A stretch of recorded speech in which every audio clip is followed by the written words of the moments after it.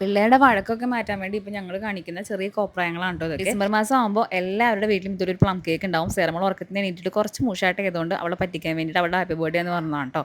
അങ്ങനെ കുറച്ച് നേരം ആശ്വാസമായി. നമ്മൾ ചെറിയ രീതിയിൽ ഇപ്പോൾ ഒരു ഓൺലൈൻ ബിസിനസ് സ്റ്റാർട്ട് ചെയ്തിട്ടുണ്ട്. മാബൈ ജോമിയ നിർമ്മൽ എന്ന് പറഞ്ഞിട്ട് മെറ്റേണിറ്റി കിറ്റ്, അതുപോലെ തന്നെ ബേബിയുടെ ന്യൂ ബോൺ എസെൻഷ്യൽസ് ഒക്കെ നമ്മളിപ്പോൾ ഓൺലൈനായിട്ട് നമ്മളിപ്പോൾ പാക്ക് ചെയ്ത് ഇതുപോലെ എല്ലാ ഡെലിവറി എടുത്ത് അമ്മമാർക്ക് അയച്ചു കൊടുക്കാറുണ്ട്.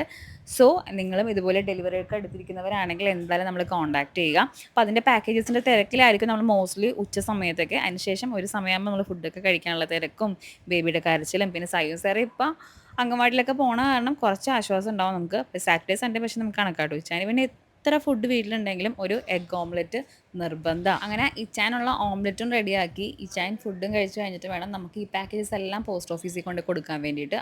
ബേബിക്ക് ചെറുതായിട്ടൊരു പനി ഉള്ളതുകൊണ്ട് നമ്മൾ നേരെ ഹോസ്പിറ്റലിലോട്ടൊക്കെ പോയിട്ടോ. സൈക്കോട്ടിനെ അംഗൻവാടിയിൽ നിന്ന് വിളിച്ചിട്ട് നമ്മൾ പോയത്. അങ്ങനെ ബേബിനെയൊക്കെ കാണിച്ച് ബേബി കുഴപ്പമൊന്നുമില്ല, നെബിലൈസ് ചെയ്യാൻ പറഞ്ഞു. അതിനുശേഷം തിരിച്ച് വീട്ടിലേക്ക് പോവാണ്. സെറമോളോടെ വഴക്കിട്ടിരിക്കുമായിരിക്കും. അപ്പോൾ സോ ബൈ.